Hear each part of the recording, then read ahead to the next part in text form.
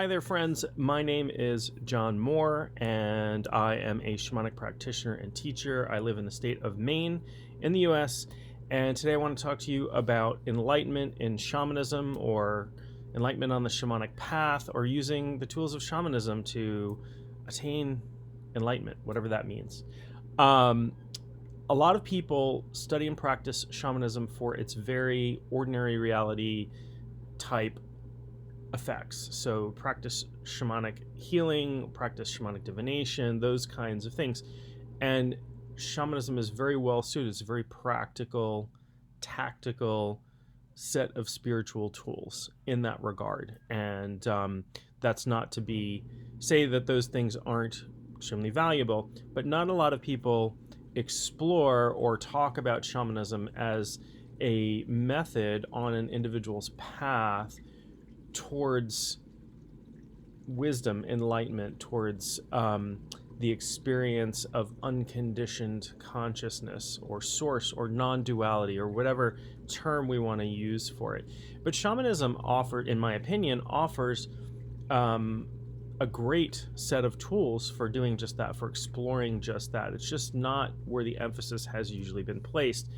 There are very few in respect to the whole body of literature on shamanism. There are a few people who are writing about things like non-dual shamanism. Here's one book by this author. I have not read this yet, but I'm looking forward to it, called The Way of the Mystic Wizard by Matthew Thomas Baker, and he runs an institute for non-dual shamanism, so using shamanic tools to approach non-dualism.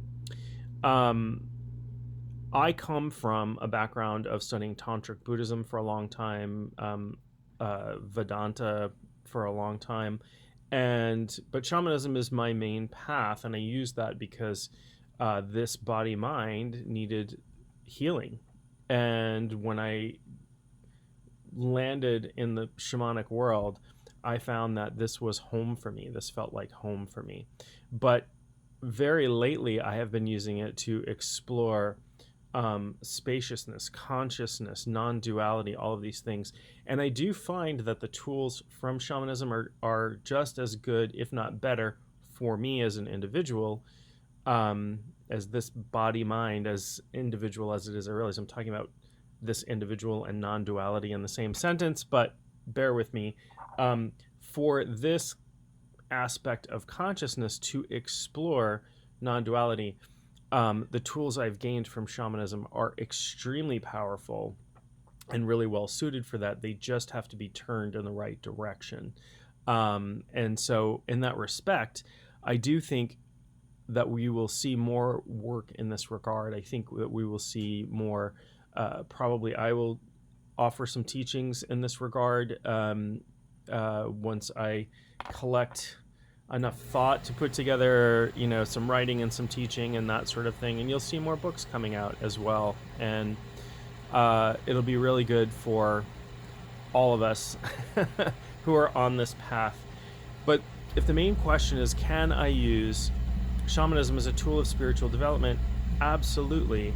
And you have to. Like, if you're practicing shamanism, you are being spiritually developed, whether you think you are or not. It's sort of like you can't meditate every day without it having some effect on you spiritually. You can't practice shamanism without having an effect on you spiritually. And if you decide that you want to turn your shamanic practice towards exploring the nature of reality, the unconditioned nature of consciousness, your non-dual nature, any of those things in a movement towards awakening or enlightenment or whatever we want to call it, I think you'll find that it is a very rich tool set. Pardon me. So that's my take.